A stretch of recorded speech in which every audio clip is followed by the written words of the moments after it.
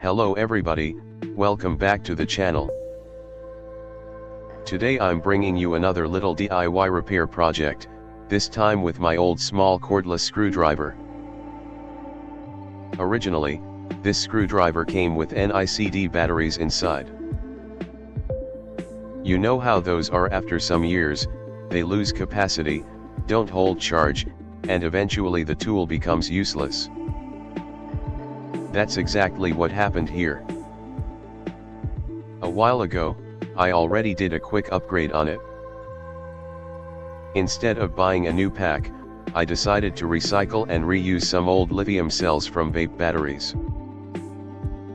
That actually worked great. The screwdriver was much lighter, had more power, and the runtime was better.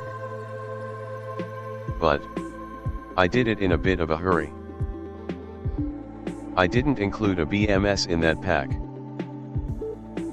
Basically, I just soldered the cells together and called it done. It worked, but running lithium cells without a BMS is risky.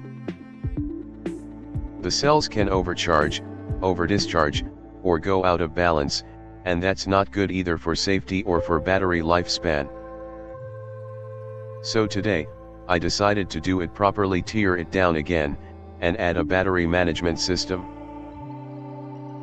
That way the screwdriver will not only work, but it'll also be safer and last longer. Alright, so let's jump into it. First step, disassembly.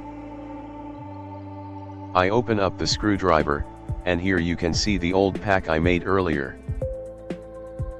It's just a set of lithium cells wired together without protection. I carefully remove it. Next, I prepare the new battery pack.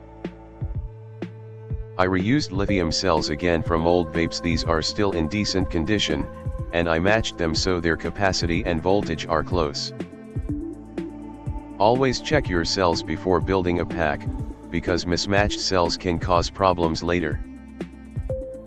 Then, I take the BMS board. This one is a small, 3's protection board. It balances the cells, prevents overcharging, over-discharging, and also cuts off if there's too much current. Exactly what I need for this screwdriver. Now comes the soldering part. I connect each cell to the BMS, the main positive, main negative, and the balance wires for each cell in between. Take your time here, because mixing up the order can fry the board instantly.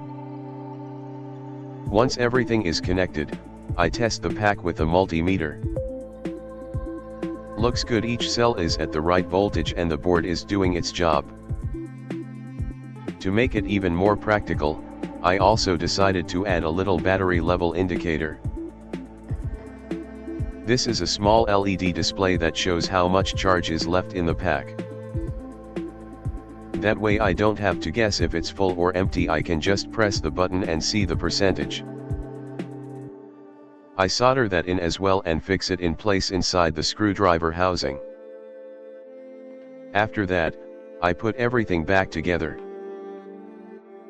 The pack fits nicely, the indicator is visible, and the tool closes up without forcing anything.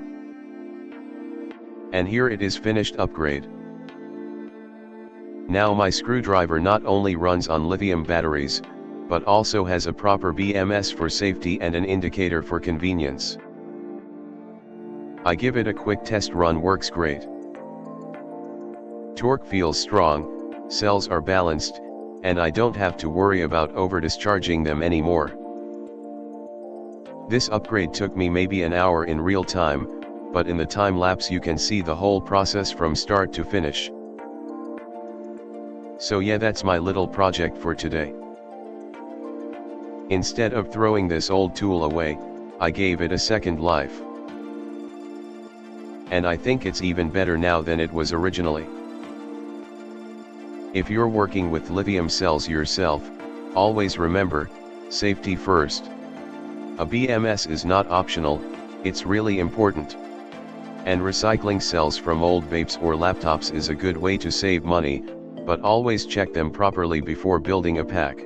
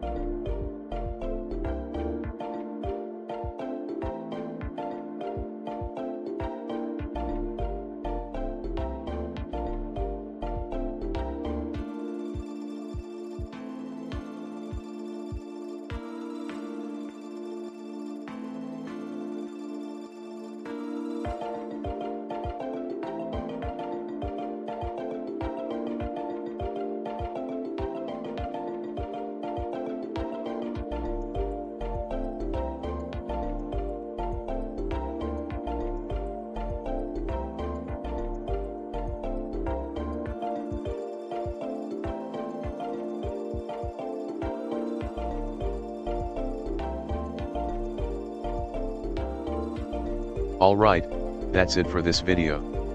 Thanks for watching.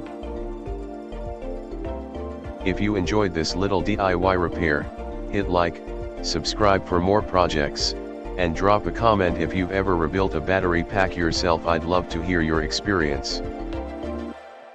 See you in the next video.